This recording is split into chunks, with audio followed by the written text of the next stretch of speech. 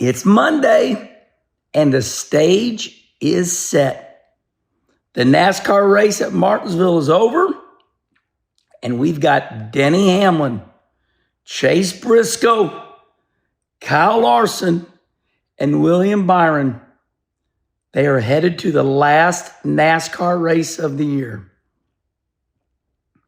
Now there's a girl in this harbor town, and she works laying whiskey down. Lonely sailors say, fetch another round, and Brandy was her name. Da-da-da. Man, love that damn song. Love that song. All right, everybody. Like I said, the stage is set.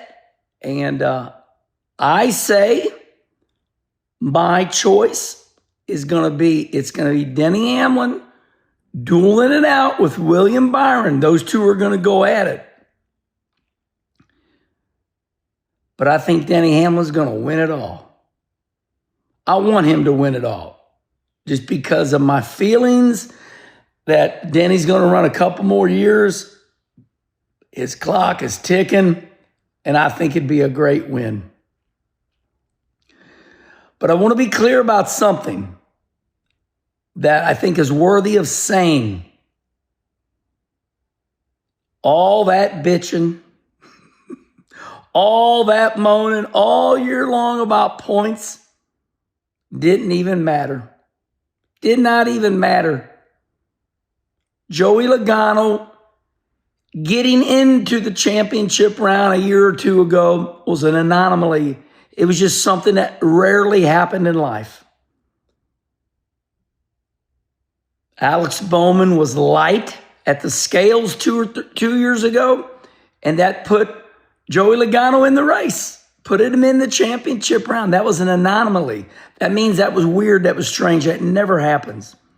It happened one time. And you all lost your ever-living minds over it. And you bitched for years, plural. You bitched for years. And in the end, what happened and what NASCAR designed really did happen. We got 4 drivers going to Phoenix that are very worthy, and they are the right drivers. They are the winningest drivers. Denny Hamlin with 6 wins. William Byron with 3 wins. Kyle Larson with 3 wins. Chase Briscoe with 3 wins. So NASCAR did not get this wrong, and whoever wins this championship is well-deserved. They are deserving. But my God, did you all get the points changed? You got the points changed, but like I said before I started this little talk, what I just said was worthy of reminding you all. So this should be a barn burner. And listen, Ryan Blaney won his championship, and he did not win the race at Phoenix.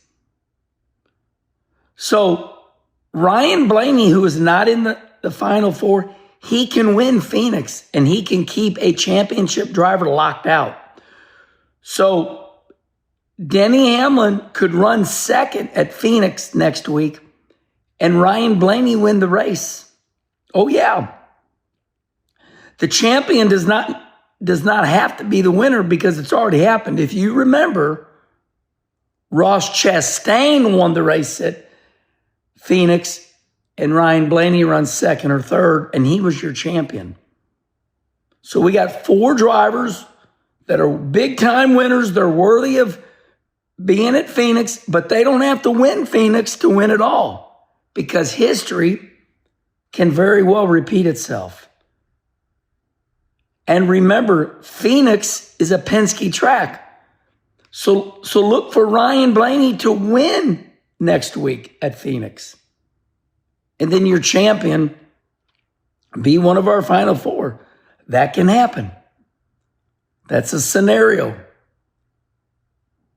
But man, oh man, let's talk about that race at Phoenix. Holy moly. Phoenix coming up. People say to me, Herman, who's going to win the race? I said, well, you might as well go to Vegas and put your money on a roulette table because it could come down to a pit stop. Speaking of pit stops, did you watch the race at Martinsville yesterday? I mean, one of the best races at Martinsville I've seen in a long time. It looked like 1992 all over again. They were 3 wide. I'm like, whoa, they really are 3 wide, like real, not fake, not something that was rare. They went 3 wide a couple times. Tires were wearing. Goodyear did a good job. They got it right this time. The marbles, the tire wear, they had a marble. The track was dirty up in the high groove. So what was different at Martinsville this time? How did Goodyear get it right? It was cool out. It was a fall day in Martinsville. Leaves were falling all around. Leaves are falling all around, and I'll be on my way. I'm looking at this Martinsville race. It was on free TV. It was on NBC. It was free, and it was a hell of a race. I'm looking for, 2.8 to 3 million views. It was prime time. It was perfect. I'm really looking forward to the atmosphere at Phoenix. I know it's going to be standing room only. Everybody likes Phoenix. It's got a great garage area. The fans like going down there. They like hanging out. They got a bar area, like a food area. Phoenix is a favorite. And I really think everybody's going to be going to Phoenix more so because this is it. This is the last championship race at Phoenix. Kind of sad. Let me remind you all, this is the last championship race at Phoenix because you all bitched and you moaned. We got to change the track because Penske wins every race at Phoenix. So NASCAR said, okay, we'll go to Miami Homestead.